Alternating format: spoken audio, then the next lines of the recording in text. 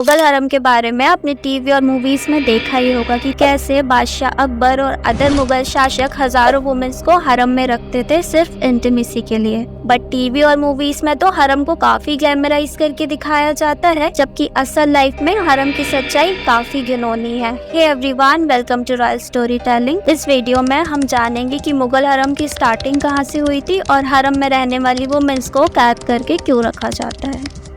बादशाह अकबर एक महान शासक थे। वो अपने पावर और लीडरशिप क्वालिटी के लिए जाने जाते थे, बट इससे भी ज्यादा वो अपनी हजारों रानियों और उनके लिए बनाए गए हरम के लिए जाने जाते थे। कहा जाए तो बादशाह अकबर की 3000 रानियां थी जिन्हें वो मुगल हरम में रखता था। इनमें से काफी सारी को तो पॉलिटिकल अलायंस के चलते शादी करके हरम में डाल दिया जाता था और बाकियों को वॉर में जीतने के बाद जबरदस्ती उनके बिना मर्जी के हरम में डाल दिया जाता था और कुछ को तो हवस मिटाने के लिए बेच भी दिया जाता था।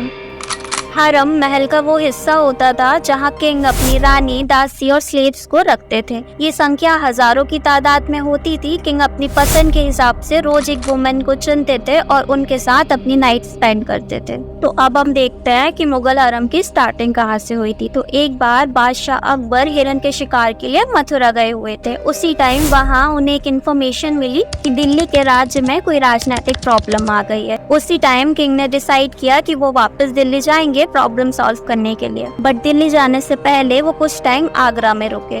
उन्हें उस टाइम एक ख्याल आया कि क्यों ना मैं अमीर राजाओं और रईस खानदान की डॉटर्स के साथ शादी कर लूं दिल्ली और आगरा के बीच पॉलिटिकल अलायंस बनाने के लिए, जिससे दोनों राज्यों के बीच राजनीतिक रिश्ते मजबूत हो जाए। फिर उन्होंने आगरा के सरदार को बुलाया और उनसे इस बारे में डिस्कस किया। सरदार को भी ये बात काफी सही लगी क्योंकि उस एरा में पॉलिटिकल रीजन की वजह से शादी करना आम बात थी। अकबर ने कोतवालों और किन्नरों को बुलवाया उनके लिए लड़की देखने के लिए। इनमें से कोतवालों का काम था राजाओं और रिच लोगों के पास रिश्ता लेके जाने का और किन्नरों का काम था किंग के लिए लड़की सिलेक्ट करने का कि ये लड़की हरम के लिए सही रहेगी या नहीं। खबर जैसे ही आगरा और दिल्ली के लोगों को पता चली, दोनों राज्यों में हंगामा मच गया क्योंकि कोई भी अपनी बेटी की शादी बादशाह अकबर से नहीं कराना चाहता था, क्योंकि लोग जानते थे बादशाह अकबर के मिजाज के बारे में और उनसे शादी करके वो अपनी बेटियों की लाइफ खराब नहीं करना चाहते थे। बट बादशाह अकबर के आगे किसी की नहीं चली और उन्होंने भी अकबर के सामने खुद को मजबूर पाया।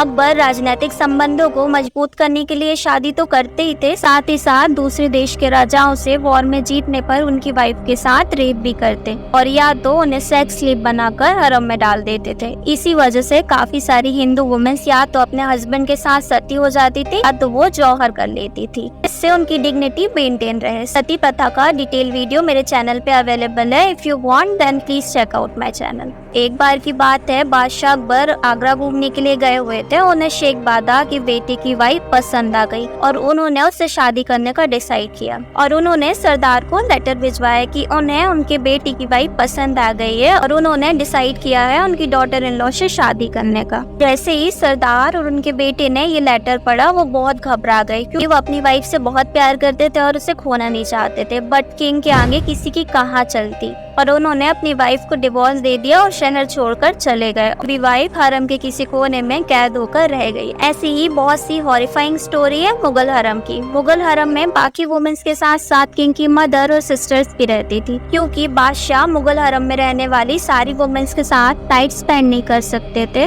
और हरम की सारी वुमेन्स चाहती थी कि किंग उनके साथ नाइट स्पेंड करे। किंग्स की इतनी सारी वाइफ्स होती थी, इस वजह से हर वाइफ का नंबर या तो महीनों या तो सालों में आता था किंग से मिलने का। अकेले रहने की वजह से उनके मन में सेक्सुअल डिजायर होने लगते थे। इस वजह से किंग को डर था कि कहीं ये औरतें अपने लवर्स को हरम में बुला न लें। सिक्योरिटी के लिए वो सैनिक भी नहीं रख सकते थे क्योंकि उन्हें लगता था कि दासियों और रानियों का मन सैनिक पर आ सकता था। इस वजह से हरम की सिक्योरिटी के लिए किंग ने किन्नरों को रखा था ताकि वुमेन्स हरम से बाहर ना जा पाए। और अगर बादशाह किसी वुमेन को रास्ते में देखकर उन्हें पसंद कर लेते तो वो उन्हें कुछ दिन हरम में रखते थे, उसके बाद उन्हें महल से निकाल दिया जाता था और फिर उन्हें बदनामी के सिवा कुछ नहीं मिलता था। या तो वो सुसाइड कर लेती थी या बाकी लोग उससे प्रोस्टिट्यूट बोलकर मार देते थे। मुगल हरम का कल्चर बादशाह बाबर से स्टार्ट होके बादशाह शाहजफर तक था। अकबर और सलीम के टाइम तो हरम की कंडीशन काफी ठीक थी, बट औरंगजेब के टाइम तो हरम सिर्फ हवस की वजह बन गया था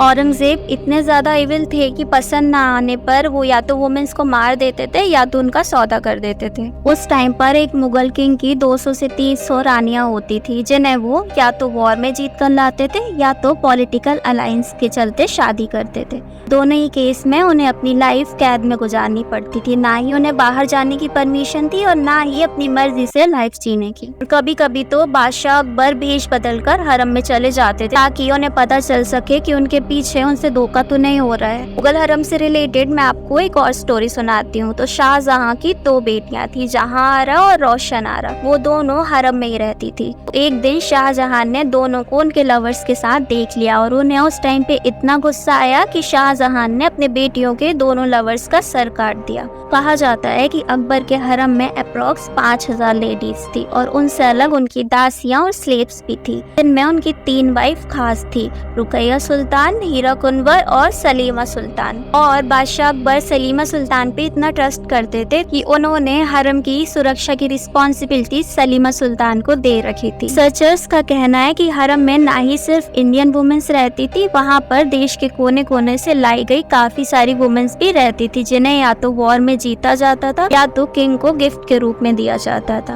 एट द एंड मैं ये कहना चाहती हूँ कि वुमेन कोई चिड़िया नहीं है जिसे कैद करके रखा जाए। आज के लिए बस इतना ही। आपका क्या ओपिनियन है प्लीज कमेंट करके बताइए, और वीडियो अच्छी लगे तो वीडियो को लाइक करिए और चैनल को सब्सक्राइब करिए। Thank you.